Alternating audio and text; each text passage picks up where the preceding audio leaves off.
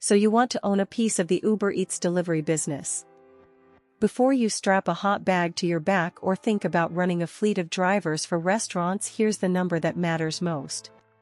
The average Uber Eats driver in the US clears somewhere between $15 and $22 an hour before expenses and after gas, insurance and vehicle, where that real number often drops to $11 to $16 an hour. That gap between what you think you're earning and what you're actually keeping is where most people get this business wrong. Let's start with what owning an Uber Eats business actually means, because there are two very different paths. Path 1 is you as an individual driver treating this as a side income or full-time gig. Path 2 is running multiple accounts or a small fleet, sometimes called multi-apping at scale, where you manage several drivers or vehicles under your operation.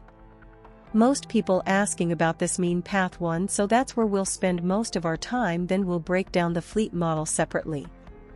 Startup costs for a single driver are almost embarrassingly low, and that's exactly why the market is saturated. You need a smartphone, which most people already have, a vehicle or a bike, and in some cities you can even deliver on foot. Uber takes a cut regardless of how you move.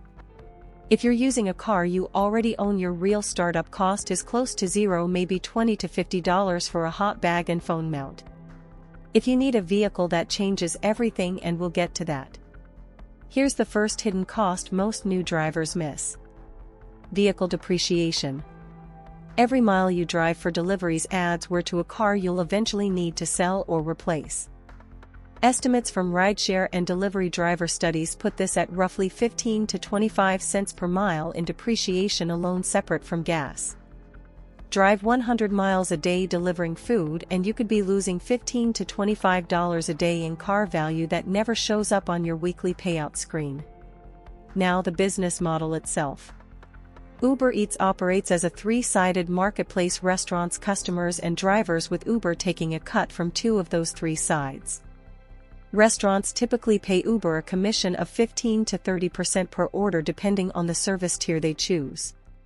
Customers pay delivery fees and service fees that range from $2 to $8 per order. Drivers get a base pay per delivery, usually $2 to $4 plus per mile, and per minute components plus 100% of tips. This is where the psychology of the algorithm matters. Uber's pay structure is designed to keep base pay low and make tips and surge pricing do the heavy lifting. During slow hours, a delivery might pay $3 to $5 total. During peak hours like Friday and Saturday dinner rushes, that same delivery could pay $8 to $15 because of surge multipliers. This means your actual hourly earnings can swing by 300% depending purely on timing, which is why successful drivers treat this less like a job and more like a scheduling optimization problem.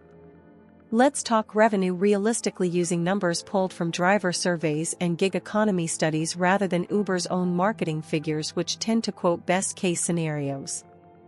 A driver working 40 hours a week in a mid-size U.S. city can expect gross earnings, including tips, of roughly $700 to $950 per week. That sounds solid until you subtract expenses. Here's the expense breakdown that most people never see until they're 3 months in. Gas or electricity, if using an EV, runs $80 to $150 a week depending on your city and vehicle efficiency.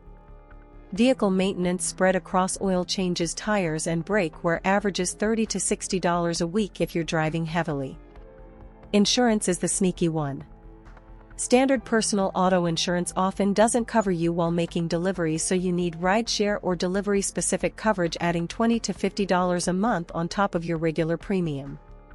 Self-employment tax is the final gut punch, because as an independent contractor you owe roughly 15.3% of your net earnings for Social Security and Medicare on top of regular income tax. Run those numbers together and a driver grossing $850 a week might net closer to $550 to $650 after gas, maintenance and insurance before taxes are even set aside. That's still meaningful income, but it's roughly 25 to 35% lower than the headline number, and this is the exact gap that causes new drivers to quit within the first 2 months, according to internal gig economy churn data that's been reported in multiple labor studies. Now let's scale up to the fleet or multi-account model, because this is where the real business opportunity sits for people thinking beyond a single side hustle. Some operators run what's called a delivery fleet, recruiting drivers, providing them vehicles or e-bikes, and taking a cut of their earnings, similar to how some rideshare fleet owners operate. Startup cost here jumps significantly. A used e-bike setup for delivery costs $800 to $1,500 per driver, or if you're providing cars you're looking at $8,000 to $15,000 per vehicle if bought used specifically for this purpose. The fleet model's revenue logic is different. Instead of earning per delivery yourself, you're earning a percentage of what your drivers make, typically structured as a lease-to-earn or revenue share arrangement, often 20 to 40% of driver gross earnings, depending on whether you're covering vehicle costs, insurance, or maintenance.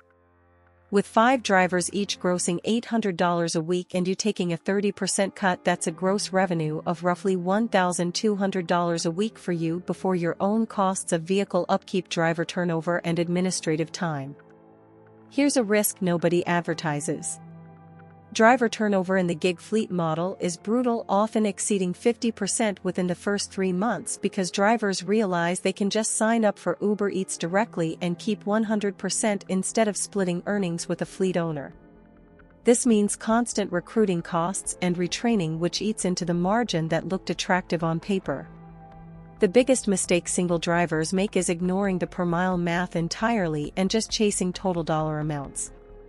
A $12 delivery that requires a 9-mile round trip is often worse than a $6 delivery that's 2 miles round trip once you account for gas and time.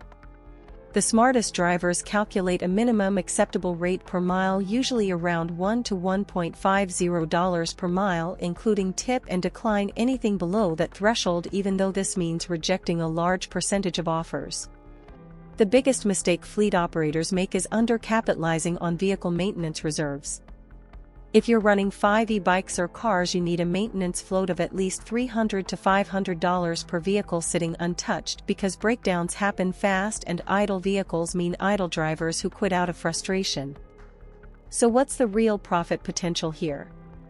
As a solo driver working smart hours, focusing on lunch and dinner peaks, and being selective about which deliveries to accept, realistic net income after all expenses but before tax lands around $15 to $20 an hour in most mid-size cities, higher in dense urban markets, lower in low-density suburban areas where drive times between deliveries eat into efficiency. As a fleet operator with 5 to 10 drivers running efficiently after accounting for vehicle costs, insurance, and turnover, net profit typically falls in the range of $1,500 to $3,000 a month, which sounds attractive until you weigh it against the time spent recruiting, managing, and troubleshooting work that many operators underestimate by half. To put these numbers into a full year of perspective, a solo driver working consistent 35 to 40-hour weeks can expect to gross somewhere around $38,000 to $45,000 annually before expenses, with net take-home after gas, maintenance, and insurance landing closer to $26,000 to $32,000, and roughly $4,000 to $5,500 of that further reduced once self-employment tax is set aside. A fleet operator running 8 drivers at a steady 30% revenue share could see annual gross revenue near $100,000, but after vehicle depreciation, maintenance reserves, insurance, and the cost of constantly replacing drivers who leave, realistic annual net profit usually settles between $18,000 and $30,000, which works out to roughly the same hourly return as just driving solo, once you factor in the extra management hours. The honest conclusion is this: owning an Uber Eats operation at either scale is not passive income, and it's not a business you can set and forget. At the individual level, it's a flexible, low-barrier way to earn $15 to $20 an hour if you treat the app data seriously and refuse bad offers. At the fleet level, it's a genuine small business with real margins, but only if you go in capitalized for turnover and maintenance instead of just multiplying one driver's earnings by 5 and assuming the math holds. The opportunity is real. The naive version of the math almost never is.